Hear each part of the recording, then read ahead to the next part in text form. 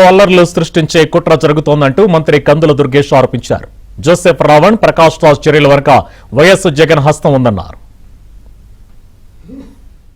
ప్రకాష్ రాజ్ కానీ అదేవిధంగా రావణ్ కానీ యాంటీ సోషల్ ఎలిమెంట్స్గా తయారయ్యారనేటువంటి మాట స్పష్టంగా కనబడతా ఉంది.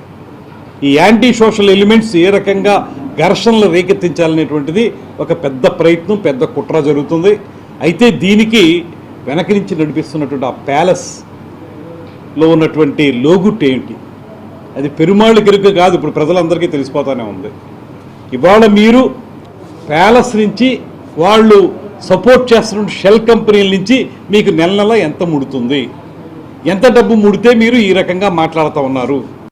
ఇవాళ మీరు చూస్తూ ఉంటే ప్రతి చిన్న సంఘటనలో కూడా పవన్ కళ్యాణ్ గారిని ఏదో రకంగా ఇరికించాలని, లేకపోతే కుల చట్టంలో ఆయన్ని బంధించాలని చేసే ప్రయత్నాలు ఏవైతే జరుగుతున్నాయో, అదేవిధంగా మతాల మధ్య గొడవ తీసుకురావాలని, కుల ఘర్షణలు తీసుకురావాలని రాష్ట్రంలో జరుగుతున్న ప్రయత్నానికి తాడేపల్లి ప్యాలెస్ ఏ రకంగా సహకరిస్తుంది, ఏ రకంగా అక్కడి నుంచి డైరెక్షన్ ఇస్తుంది, ఆ డైరెక్షన్లో పాత్రదారులు ఏ రకంగా యాక్ట్ చేస్తున్నారనేటువంటిది స్పష్టంగా బయటికి తీయాల్సిన అవసరం ఉంది, ప్రజలకు తెలియజెప్పాల్సిన అవసరం ఉంది. పోలీసులను కూడా మేము ప్రత్యేకంగా కోరుతున్నాం, దీని మీద చట్టపరంగా మీరు ముందుకు వెళ్ళండి, తద్వారా నిజాల్ని ప్రజలకు తెలియజేయండి, శాంతియుత సమాజం కోసం అందరం కలిసి ప్రయాణం చేద్దాం.